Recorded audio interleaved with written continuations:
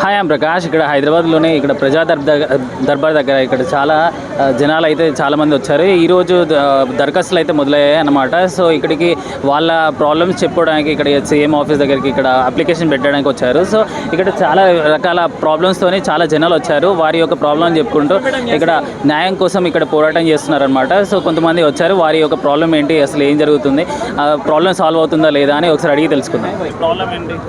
నేను మదీనాగూడ షేర్లింగంపల్లి నుండి వచ్చానండి. మా ఇంటి పక్కన ఒక నాలా ఉంది. నేను స్థలము రిజిస్ట్రేషన్ ల్యాండే కొనుక్కున్నాను. నాకు పర్మిషన్ ఇచ్చారు, ప్లస్ బీఆర్ఎస్ కూడా ఉంది.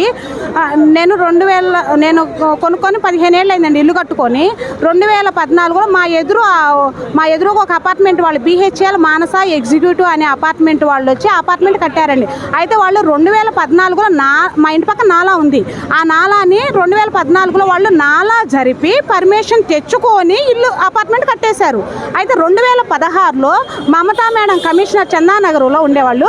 ఆ మేడము గాంధీ గారు, ఎమ్మెల్యే గారు గాంధీ గారు, కార్పొరేటర్ గారు వచ్చి నువ్వు నాలా జరిపావనేసి వాళ్ళదంతా డిమాలిష్ కొట్టారండి. వాళ్ళు ప్లస్ అక్కడ ఫ్లోరింగ్ అంతా డిమాలిష్ కొట్టారు. అయితే ఇప్పుడు అదే కరెక్ట్ అంటున్నారండి. ఇప్పుడు రావడం first time sir. Election code అప్పుడు మట్టుకి 2 సార్లు మా అపార్ట్మెంట్ ఆయన ప్రాబ్లమ్స్ మొత్తం 8 ప్రాబ్లమ్స్ ఉండే సార్. ఆయన నెలకొకటి ఒకసారి రోడ్డు వేస్తానని వస్తాడు. అది మీ దగ్గర మీ ఇంటికి వచ్చి సీఎం గారి ఇంటికి వచ్చి లెటర్ ఇచ్చాను, అది ఆగిపోయింది.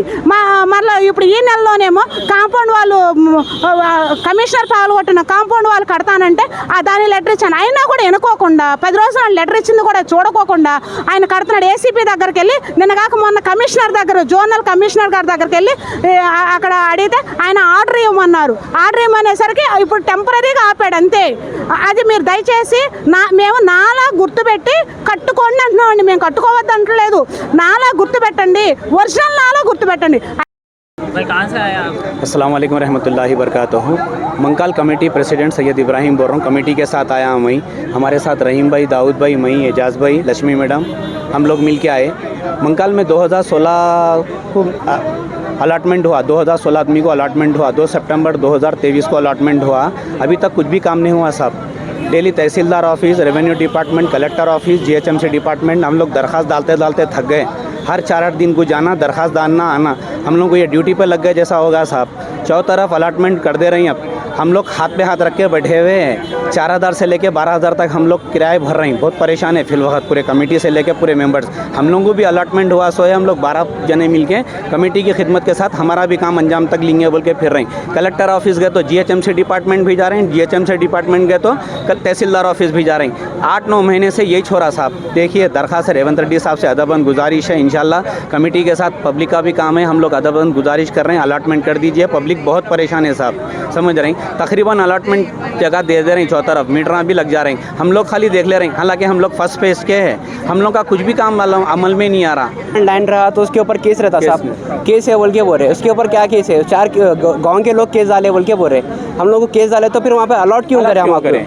हमको अलॉट हमारे एरिया में करना था। गांव में ले जाके महेश्वरम में डाले हम लोग को। वहाँ पे हम लोग को 9 मंथ्स 12 डेज हो गया सर।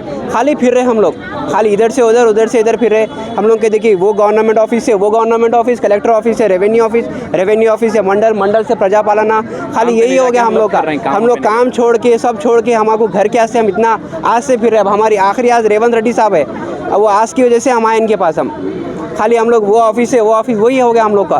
काम छोड़ के अब जी क्या प्रॉब्लम है वो नहीं बोल रहे हैं। वो प्रॉब्लम ये बोल रहे कि गांव के लोग कुछ मेंबर जो है वहाँ पर केस डाले बोल के बोल रहे। तो वो गवर्नमेंट लैंड है, गवर्नमेंट जो है KCR साहब की थी पहले, वो KCR साहब की गवर्नमेंट उसमें जो है लोग केस डाले बोल के बोल रहे। गवर्नमेंट लैंड पे केस कैसा होता सर? నా పేరు విజయలక్ష్మి, P విజయలక్ష్మి. ఎక్కడి నుంచి వచ్చారు?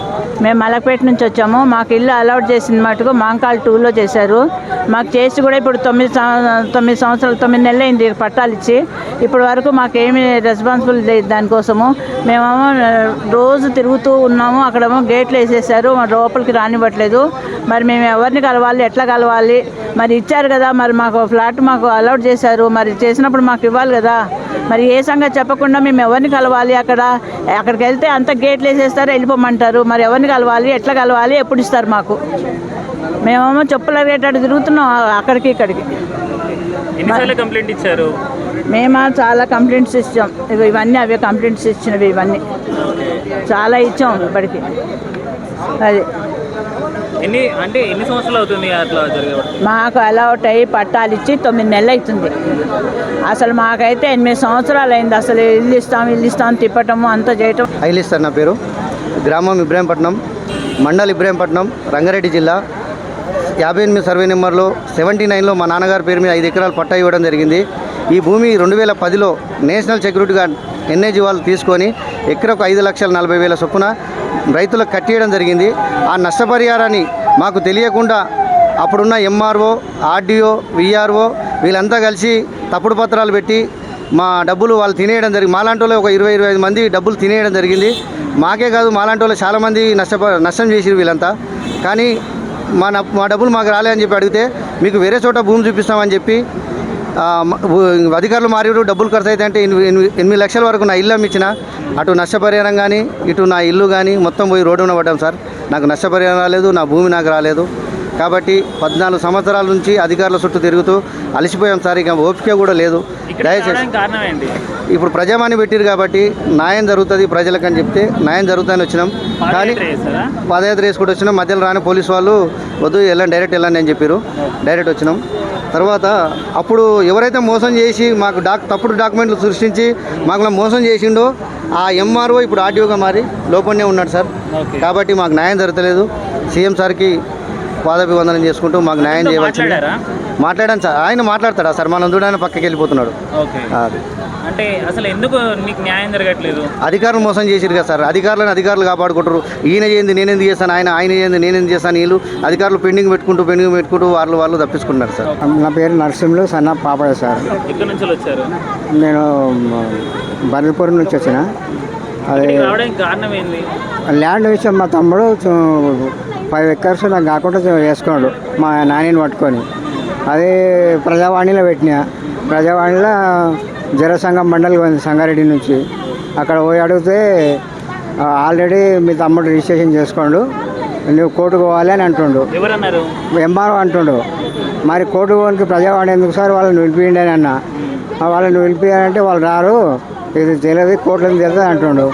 మరి మా తమ్ముడు మా నాన్న ఇద్దరున్నారు కదా, పిలిపించి ప్రజావాణి ప్రజా సమాజానికి ఉంది, మీరు కోర్టు అంటే మాకు తెలియదా, నువ్వే చెప్పాలని నేను బుల్ట మాట్లాడినా.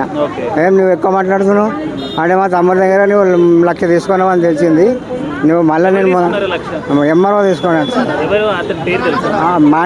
మాణిక్ అని ఏదో ఉంది సార్, పేరు తెలియదు.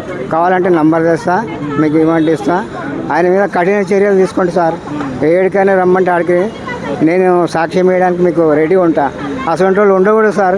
ఇంత పాలన వచ్చినాక, రేవంత్ పాలన వచ్చినాక మంచి పాలన నడుస్తాను కానీ మరీ దారుణమైన పాలన నడుస్తుంది. ఇది అరికట్టాలి. మీరు మీడియా మిత్రులు మా అసంటోళ్ళకు మేలు చేయాలి.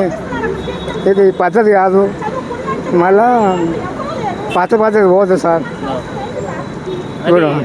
ఎంత ల్యాండ్? ఎంత ల్యాండ్ ఎకర్ వచ్చి 2 crores sir, 10 crores sir. 5 acres sir. నాకు నేను ఉండగానే వాడు చేసుకున్నాడు. వాడు మేము తెలియకుండా చేసుకోండి సార్. నేను ఇక్కడ సెంట్రింగ్ పని చేస్తా. దీన్ని సీరియస్గా మీరు తీసుకొని ఎక్కడ రమ్మంటే అక్కడ సాక్ష్యం చెప్తా. వాడిని అరెస్ట్ చేసి లోపలేసి వాడిని మీకు సాక్ష్యానికి నేనున్నా. మీరేం భయపడద్దు. మీడియా నేను సెంట్రింగ్ కాంట్రాక్టరు, సెంట్రింగ్ పని చేస్తా. కావాలంటే సెంట్రింగ్ యూనియన్ ఉంది మాకు. నేను కష్టపడి పని చేసి కొన్నా సార్. వాడు మా తమ్ముడు చదివించాను. వాడు కోదాడ మెడికల్ సిమెంట్ కంపెనీలో పనిచేస్తాడు. వాడి దగ్గర డబ్బులు ఉన్నాయి. ఎవరిని పడితే వాడిని డబ్బులు ఇస్తాడు అంటే శ్రీనివాస్ మా తమ్ముడే. వాడు బర్దిపూర్ గ్రామము. వాడిని అరెస్ట్ చేయండి.